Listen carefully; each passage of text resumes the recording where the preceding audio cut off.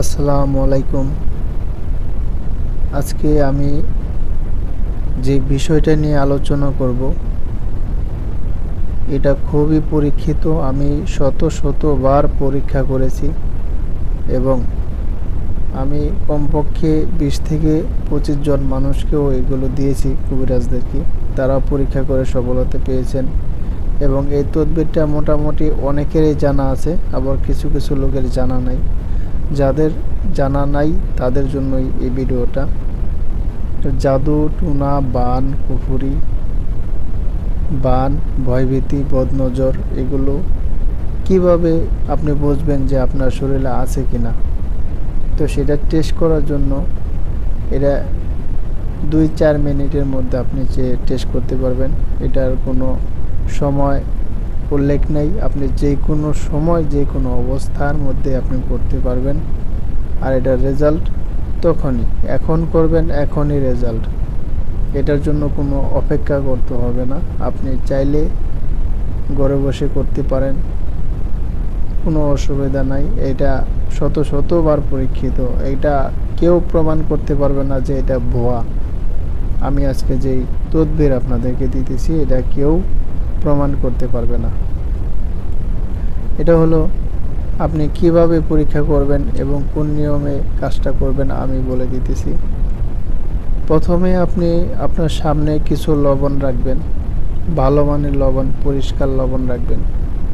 লবণ রাখার পর আপনি 11 বার পড়বেন দরুদ ইব্রাহিম। 11 বার পড়েন বা 7 বার বা 5 বার বা 3 বার পড়লেও চলবে, তবে 11 বার পড়লেই উত্তম। যেটা আমি বুঝি সেটাই বলতেছি।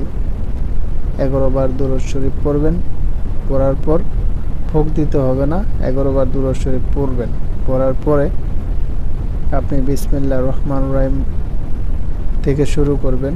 যেমন সূরা বাকারার 255 নম্বর আয়াত, সূরা বাকারার 255 নম্বর আয়াত থেকে 256 নম্বর আয়াত পর্যন্ত। 255 নম্বর আয়াত থেকে 256 নম্বর আয়াত পর্যন্ত, মানে 2টা আয়াত পাঠ করবেন। যেমন আয়াতুল কুরসি সূরাটা, আয়াতুল কুরসি আমরা সবাই মোটামুটি চিনি।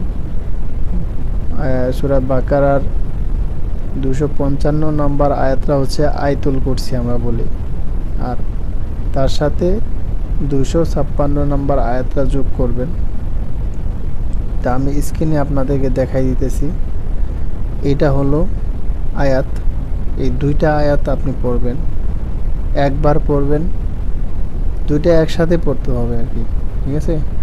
255 নম্বর 256 নম্বর আয়াত 2টা একসাথে পড়বেন, পরে একটা ফু দিবেন, আবার পড়বেন, আবার ফু দিবেন।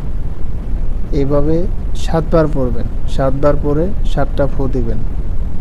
ফু দেওয়ার পরে আপনি এই লবণটা আপনি মুখে নেবেন, যতটুকু পারেন মুখে নেবেন, নিয়ে আপনি লবণটা খাবেন। খাওয়ার পরে আপনি দেখবেন যে স্বাভাবিক যে লবণটা ওইরকমই লাগে না অন্যরকম লাগে, আপনি নিজেরটা নিজেই বুঝতে পারবেন।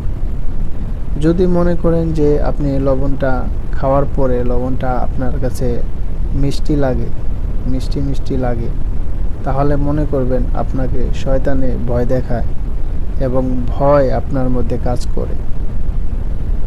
আর যদি আপনার এই লবণটা মুখে দেওয়ার পরে যদি আপনার ঝাল লাগে, যদি ঝাল অনুভব হয়, যদি ঝাল লাগে লবণটা, তাহলে মনে করবেন আপনাকে কুফরি করা হয়েছে এবং জাদু করা হয়েছে। ঝালের যে বিষয়টা সেটা বললাম, ঝাল লাগলে কুফরি এবং জাদু নষ্ট করা হয়েছে আপনাকে। আর যদি এটা আপনার তিতা লাগে, তিতা লাগলে আপনি মনে করবেন যে নির্ঘাত আপনাকে বান মারা হয়েছে, কোনো শত্রু আপনাকে বান মেরেছে, এটা মনে করতে হবে যদি তিতা লাগে। আর যদি মনে করেন এটা যদি কষ লাগে, মুখে দেওয়ার পরে কষ লাগে, তাহলে আপনি মনে করবেন যে আপনার উপরে জিনের আছর আছে। দেখুন, আমি আপনাদেরকে 4টা বিষয় বললাম, এখানে আপনি কোরআনের আয়াত লবণের ওপর পড়ার পর যদি এরকম কোনো অবস্থা আপনার দেখা যায়, তাহলে অবশ্যই আপনি ভালো কোনো কবিরাজের সন্ধানে চিকিৎসা করতে পারেন। বা আমার ভিডিও আছে কিভাবে জাদু টোনা জিনের আসর দূর করতে হয়, সেগুলো দেওয়া আছে, ওইভাবে আপনারা ট্রিটমেন্ট করতে পারেন, অথবা আমার সাথেও আপনারা যোগাযোগ করতে পারেন। তো এই বিষয়গুলো আমি আপনাদেরকে ক্লিয়ারলি বললাম, আপনারা করে দেখেন। এটা কোনো ফেক ভিডিও না, এটা কিন্তু অনেক শত শত মানুষের পরীক্ষিত।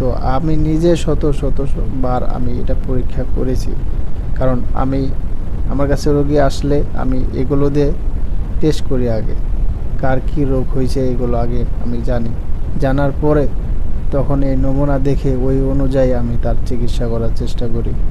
তা আপনারা চাইলেও পারবেন এভাবে করতে।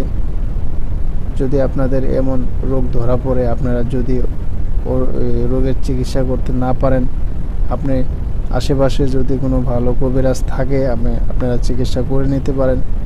অথবা ভিডিও আছে এখানে আমার চ্যানেলে, ওখানে কিভাবে ট্রিটমেন্ট নিতে হয় এগুলো আমি বলে দিয়েছি। অথবা না বুঝলে আমার এখানেও আপনারা আসতে পারেন, কোনো সমস্যা নেই।